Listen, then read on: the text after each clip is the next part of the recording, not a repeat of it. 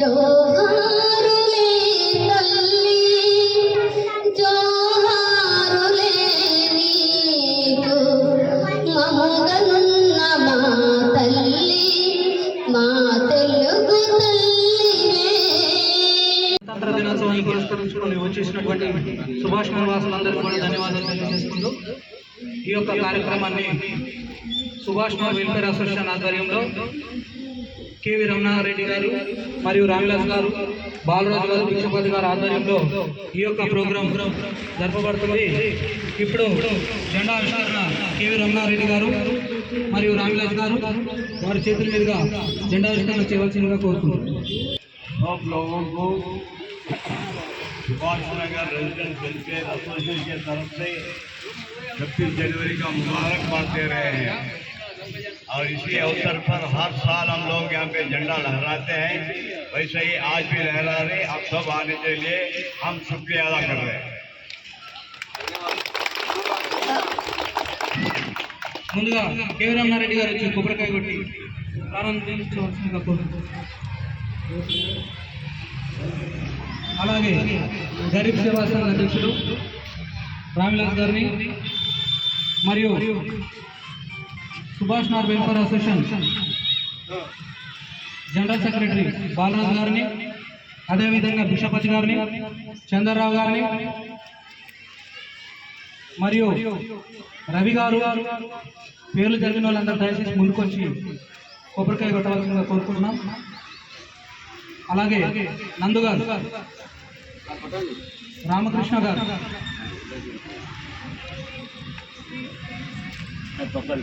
గణేష్ గారు,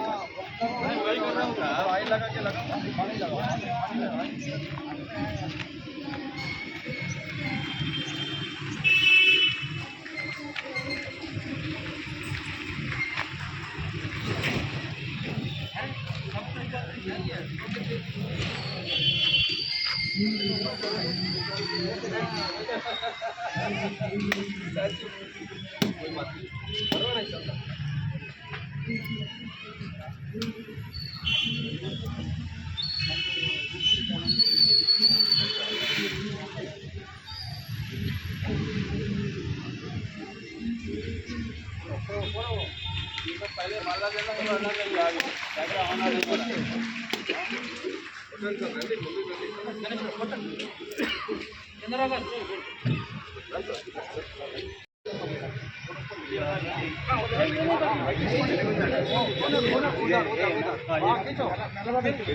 బాబు ఫోటో తీయమ్మా.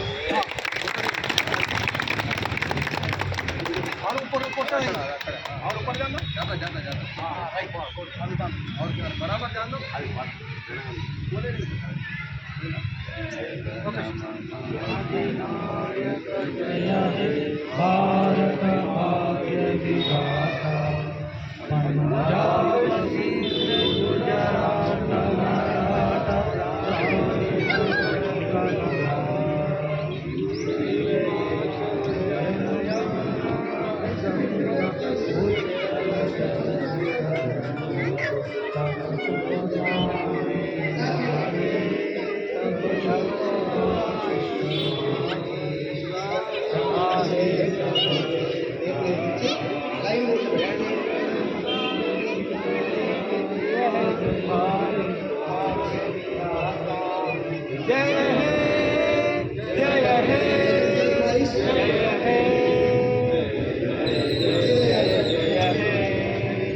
जय बोलो भारत माता की, जय बोलो भारत माता की, जय बोलो भारत माता की। పేరు పేరున ధన్యవాదాలు తెలియజేసుకుంటాను. మరి మన సుభాష్ నగర్ ఫేజ్ 1 ఏర్పడి దాదాపు 14 సంవత్సరాలు పూర్తి కానుంది.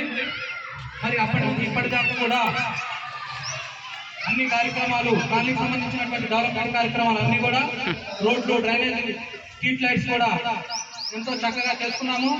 మరి ఒక ఈ ఇండస్ట్రీ ఏరియాగా ఉన్నటువంటి మన కాలనీలో పొల్యూషన్ ఉన్నటువంటి ఎక్కువగా పొల్యూషన్ ఉండేది. మనము కంప్లైంట్ల ద్వారా అధికారులకి ఇచ్చేసి పొల్యూషన్ కూడా తగ్గించుకోవడం జరిగింది. ఇప్పుడు పెద్ద పెద్ద అపార్ట్మెంట్స్ ముందు కూడా మంచి కాలనీ తయారు చేసుకున్నాము. ఈ కాలనీ తయారవడానికి సుభాష్ నగర్ ఫేజ్ 1 ఎంతగానో 14 సంవత్సరాల కష్టమని కూడా ఈ సందర్భంగా మీ అందరికీ తెలియజేస్తున్నాను.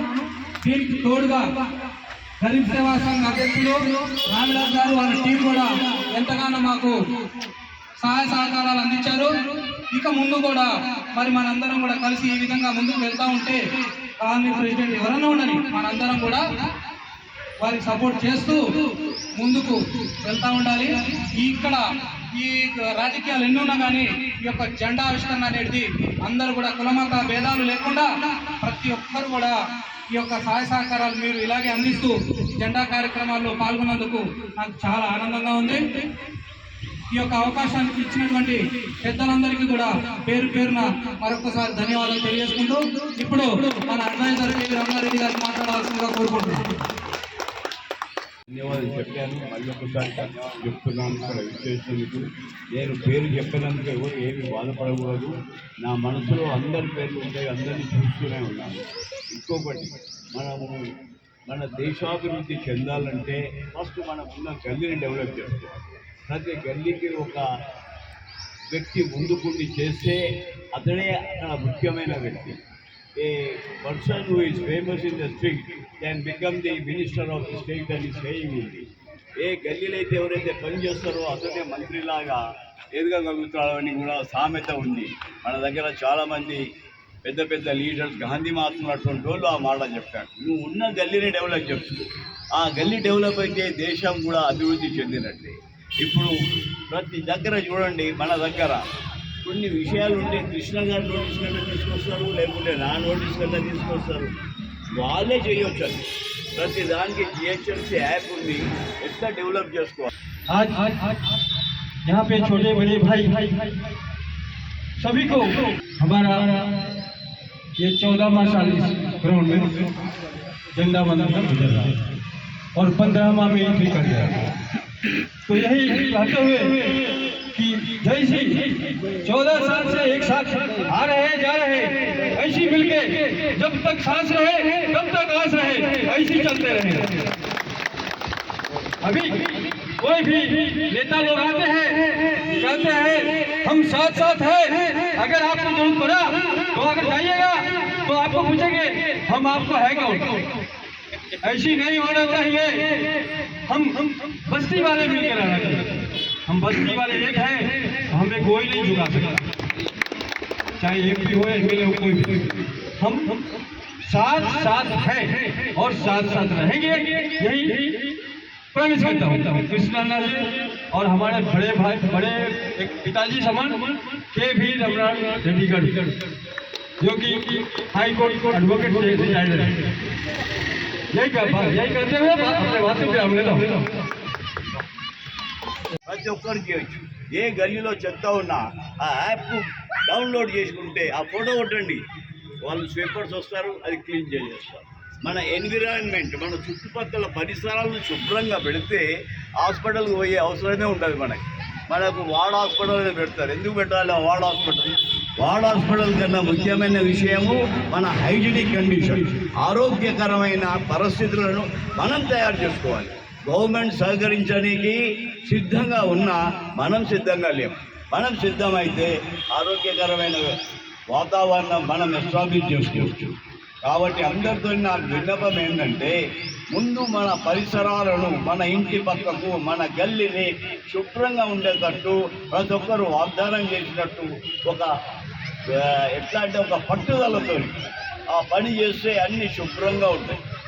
ఆ శుభ్రత ఉంటే మనకు హాస్పిటల్ అవసరం లేదు, క్లినిక్ అవసరం లేదు, మందులు అవసరం లేదు, ట్యాబ్లెట్స్ అవసరం లేదు.